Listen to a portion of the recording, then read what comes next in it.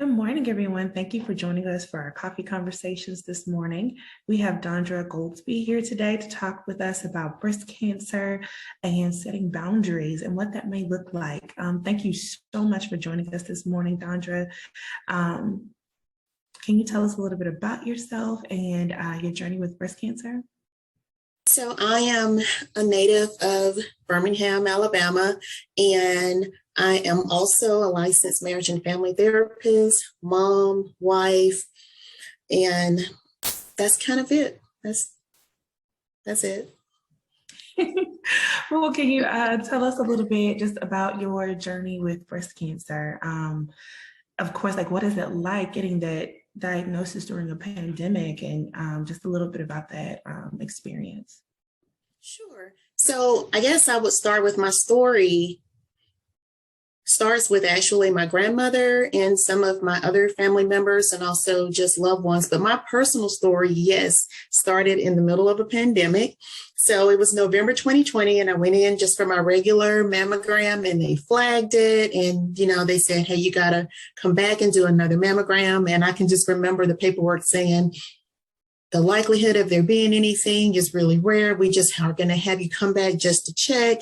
And so I go back and I get another mammogram, and I also get an ultrasound. And then they tell me then that they see something suspicious and that they're going to schedule me for a biopsy. So a couple of weeks later, I do go back in for the biopsy, and it's getting close to the holidays. And the doctor lets me know, hey, I'm going to give you information as soon as we get it. And so I got the news on a Friday at work, close to 5, kind of wrapping up, getting ready for the weekend. And the doctor calls and she says, hey, it's a good time to talk. Are you in a good place where we can have a conversation, which kind of alludes to what kind of conversation we need to have.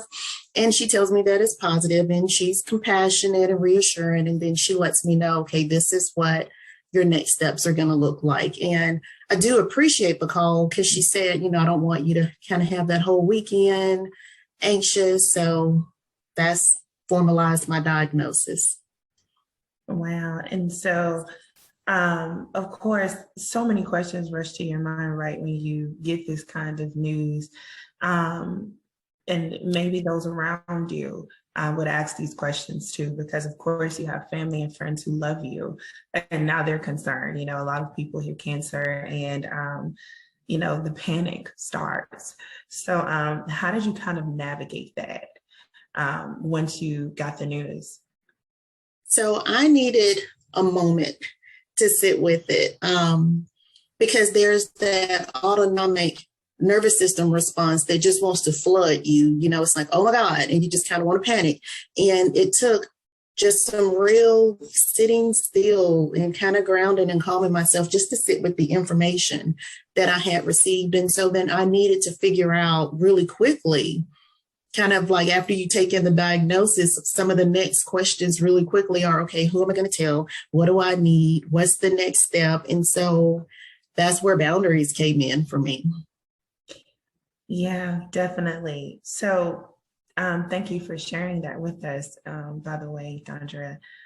So now that we're talking about boundaries, why is it so important to implement those boundaries, and even more so when an individual is impacted by a breast cancer diagnosis?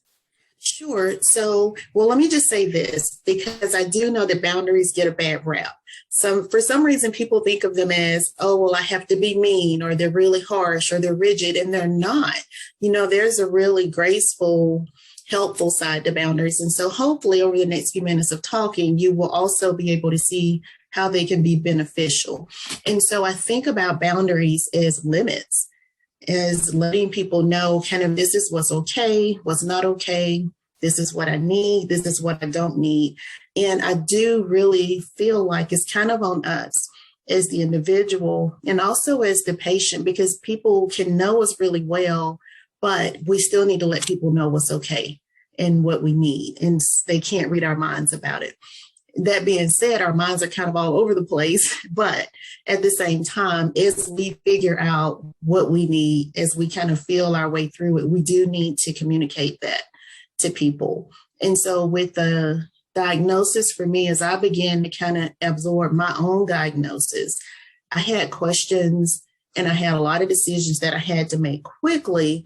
And so, I mean, I have work, I have my doctors. I'm like, okay, well, Miss Goldsby, what would you like to do?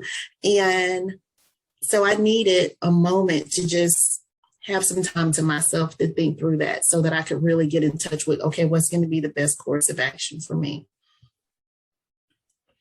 So when you did make that decision, once you've sat with it, once you've processed, like what is something, and I do agree, by the way, with you saying like boundaries have a bad rap. Some people can easily identify boundaries with being very standoffish or isolated or just being very like blunt, like, no, don't ask me questions about that. But there is a graceful way, as you mentioned, to implement boundaries for your own health. So in doing that, for somebody who may be struggling with, yes, I want some privacy. Yes, I want to be able to kind of control the information that is, relevant to my care. How do I control that? What are some tips for anybody who might, be in a space where they're not really familiar with how to start implementing those boundaries in a healthy way? Yeah. So the first thing to realize is as much as you may think you can control the information, you really can't. There's just something about a breast cancer diagnosis where certain people just have to know just for necessity. Now, that doesn't mean that everyone has to know, but just accept you have a diagnosis. You really can't have a breast cancer diagnosis in secrecy and in isolation. And so once you realize, well, maybe I can't control that piece of other people knowing, even though I'd like to keep it private, you can set some parameters around what are people going to know? When are they going to know it? Who's going to be the person to let them know? And so those kind of things. And so what I decided for me personally was to let the essential people know in my life, spouse, close family members, siblings, mom. And I did choose to let my work group know. But then I decided to defer telling other people. And the reason for me was because there's so many unknowns. And so they do know when they see cancer, and they can tell you that, but cancers have so many different personalities and variations that your cancer may look different from someone else's. And so the recommended course of treatment for you may not look like someone else's. And so that is where you don't know until they do test. And there's lots of tests and there's lots of appointments. And some people find it overwhelming to get hit with a lot of questions. So what does it mean? And what did they say? And what is your stage? And what are you doing? And it's kind of like, I don't know. They haven't told me yet. That appointment is in 2 weeks. And that can begin to be overwhelming. And so the more people you tell, they're naturally curious and caring and may want to know. And you don't know what to tell them. Yeah, I think that's so important that you realize like you can't do it by yourself. It is a journey that you have to have some support with. And so in knowing that so if an individual has a person like, hey, this is my identified support person, and yes, they're going to know everything that I need them to know in order to go forward with my care, and I feel supported. But if maybe a distant family member wants to, well, I heard you have this, and I just want to know what's going on, what's their diagnosis, what's their care like, and things like that. Can you give us an example of a healthy way? If I wasn't comfortable telling this distant family member, I do understand that they're concerned, but this isn't information that I necessarily want to share. How is a healthy way? What is a healthy way that I can implement a boundary in that setting? Okay, yes, I will answer that, but I do want to go back and add one more thing to the last part.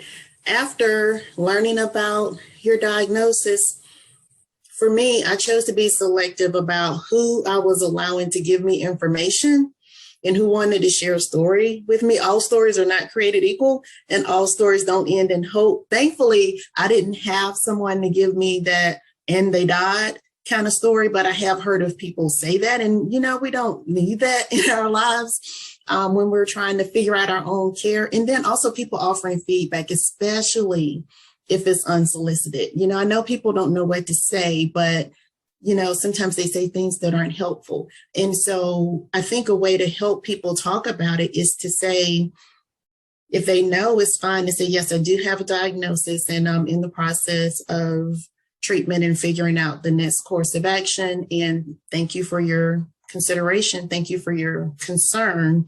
But, you don't have to feel obligated to give details. And, cancer is invasive. Every part of every test and every procedure and every exam is invasive. And you're doing procedures and taking medication that really impact how you feel, your physical energy, and it's going to impact you for a really long time. And it's HIPAA protected information, it's personal. And so you get to decide, how much do I want to talk to you about what's happening with and inside my body?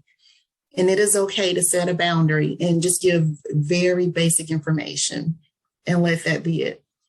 I love that you mentioned about, really deciding what type of feedback that you want, because boundaries isn't always what we put out, but it can also be what we receive. So I think that is so crucial. And I love that you pointed that out. Oftentimes, simple conversation can change your mood.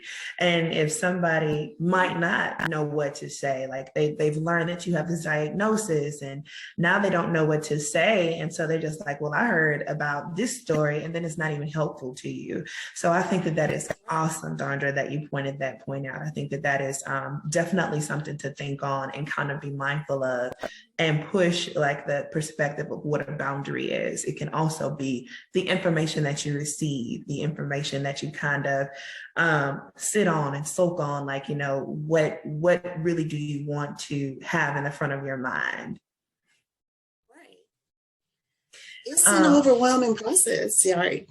Yeah, definitely. And the last thing, somebody who's overwhelmed all by themselves anyway with everything they have going on, the last thing that I would think anybody would want is to have somebody come and tell them all the negatives, because they don't know what to say. They think they're being positive and they think they're relating, but they could be making the situation worse. So, in a situation like that, like, what recommendations would you have to somebody who's like, hey, like, this person, they're just trying to help me, but they're saying all the wrong stuff? How do you tell that person, like, hey, thank you so much for the story, but it's not healthy for me? How would you recommend they word a situation similar to that? So there's the general way of setting a boundary of, you can even stop and say, I'm so sorry, I don't mean to interrupt you, but, and then you can just give them whatever out. I've got to go do something. I need to take another call, just whatever you need to allow you to move away from that situation. Or you could be super direct, and it doesn't have to be rude, but you can be really direct and say, oh, wow, that was not helpful. I'm hoping that, that their family is okay, but yeah, that wasn't helpful. And it just depends on the relationship, that you have with the person. It's really important that you limit your access and the information that you're given, at least to a certain extent, because the wider the audience, the more variance you're going to get in your responses. And I truly believe that each woman, each man, each person, they know what their best decision-making and healing environment looks like. And you just have to trust that. And some people offer maybe what's best for them, and that's not always what's best for you. In the middle of a pandemic, people coming into your home is not a good idea. And when you're resting, even ringing the doorbell, if someone wants to drop off something, may not be a good idea. And so it is okay to tell people, I appreciate that you want to do this for me. I really do, but we're okay right now. You can even lead with, I appreciate your prayers, your warm wishes, your love and support, but all of my needs are being met right now. You can tell people what you need support with. We don't maybe need meals, maybe there's dietary issues, but I would like for someone, maybe someone may offer, and I got lots of offers for lots of things. I'll walk your dog. I don't mind washing your car. I will bring this and drop it off. And you have the ability and the permission to say, yes, that's fine. Or maybe not today, but on this day. Because people who are truly, genuinely wanting to help you, they'll work with you around what's best for you. It's also okay to say, I request that I don't get text messages or phone calls the first few days after whatever procedure or appointments that you may have.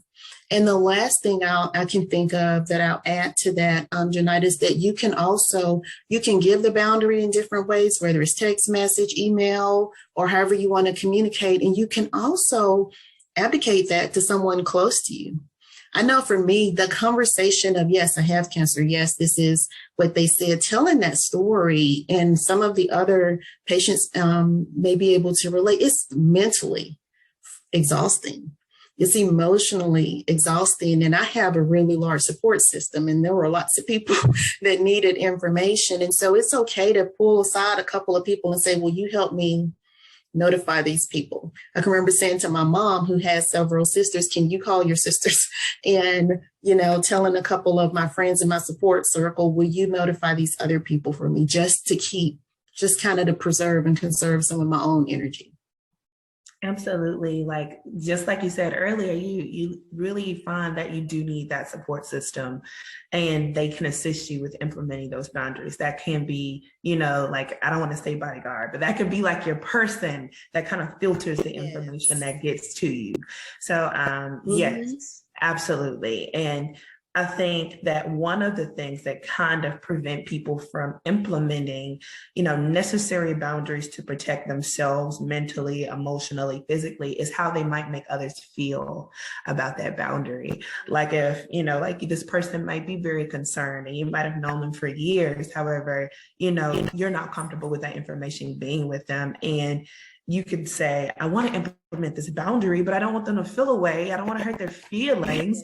How does a person kind of get through that type of apprehension to implement a necessary boundary, but the fear of hurting someone's feeling in doing so? So it's going to be really important, because with this diagnosis comes the necessity for you to figure out how you want to talk about it, how you want to carry this diagnosis in your recovery process. And I just want to encourage people, empower people, tell your story in your own way when you're ready, which that boundary may look like, oh, I'm just really overwhelmed right now. I'm not ready to talk about it. Or I'm having so many decisions I need to make. I'm not really sure. When I know more information, I'll be happy to let you know. If you don't know, you don't know. And if you don't feel like talking at that moment, it's just not a good time. And it's okay to say, this is not a good time. I appreciate you reaching out. And as soon as there is a good time or have more information, I will let you know. Cancer doesn't really make room for luxuries like being distracted or having to be bombarded with other people's agendas, or being really stressed out or overextending yourself. You really need to conserve that energy for working, taking care of your family, resting, and healing. So 2 things I would suggest would be, 1, assume goodwill. People may come off in a way that maybe you don't like the way they ask the question, or you feel like the timing is wrong, but they don't know your story. They don't know, maybe you just been poked and prodded all day and you're not feeling well, and they just asked a good question at the wrong time. So assume goodwill, that people around you really do care. Maybe they don't know what to say, but we don't really get training on how to support people when they're going through cancer. And so they don't know. And so assume goodwill to them and still choose you. Always choose you. If people say, hey, I just want to stop by. Thanks, but no thanks. I'm not taking visitors right now. If people want to do certain things that they're asking of you, and it's not a good time, or you just don't want to. Maybe you're just having a day and you just want to watch Netflix, and you just want to have a day where you don't talk about cancer. It's okay to choose you and say, not right now, maybe later. Appreciate the consideration. Let's take a rain check. I love that point. Choosing yourself, having grace for yourself. And I think that is mental work itself, especially when you come from your everyday life before cancer, and you were always putting yourself last, and it's very hard to kind of change that behavior when you definitely need to be putting yourself first so that you can get through this. So I think that is definitely something to kind of keep in the front of your mind when somebody's trying to implement these boundaries. Like, I'm doing this for my own health, I'm doing this for my own peace, so that I can make it through this. Yeah. So one of the benefits. I'm sorry. No, go ahead.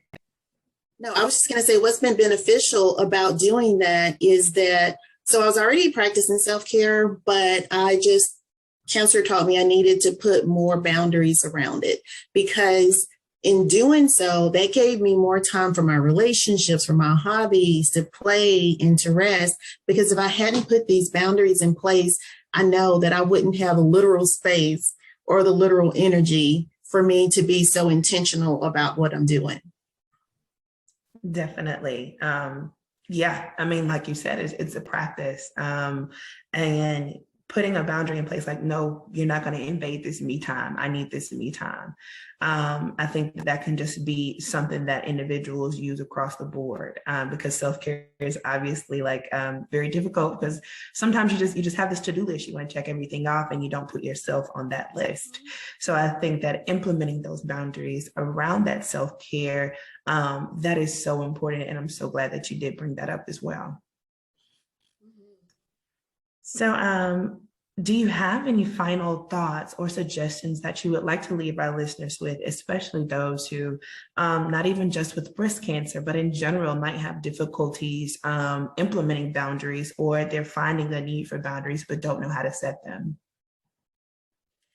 Being really gentle and compassionate with yourself. Cancer is a big diagnosis, and it doesn't just impact the person with the diagnosis, it impacts everybody who cares about them. And so it's not about getting it right and saying the right thing. It's really about leading with your heart and recognizing that some days are going to be better than other days. And so outlets for people, there's WordPress and Caring Bridge, where sometimes either the patient or family members can go and write and read writings that people have posted in a private community. Some people choose to join Facebook support groups for either them or the person who's the loved one. The patient or the loved one can join these groups. Some people get on group text, and that is how they communicate with one another. So reaching out, even if it isn't directly to the patient, or even for the patient, if it's not directly to your family members, and some of the support groups, they're there because at least everybody else in the room has cancer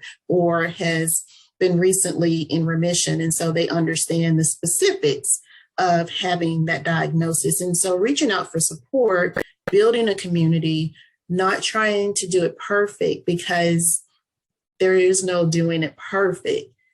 Setting some boundaries. Also, they may be time specific. And so maybe the boundaries that you had prior to your surgery is not necessarily a boundary that you need after. A lot of people feel more comfortable telling what's going on with them after their surgery, because then they know they're okay and they have more information. And so if you need to remove a boundary, feel free to remove it.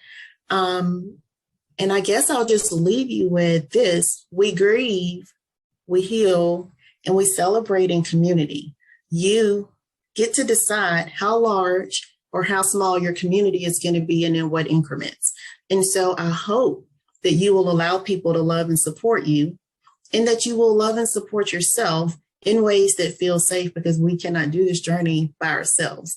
And so, to quote a good friend of mine, also known as my pastor, life is better together. And so I hope that you will be well and experience joy. Thank you so much, Dondra. I love those quotes, and I think that is a wonderful final thought that I think we can all take with us. And I love that the world is better together, we heal together, and we celebrate together. I love those things. Thank you for leaving us with such wonderful thoughts. We hope to have you back at another time. We thank you so much for talking about breast cancer and boundaries. I think that this is going to be so helpful for individuals who might need to be setting boundaries, but they don't know where to start. And I love that you gave us some great tips on how to do those things. Thank you for having me. Absolutely. Well, we'll see you next time. And thank you for joining us for our coffee conversations.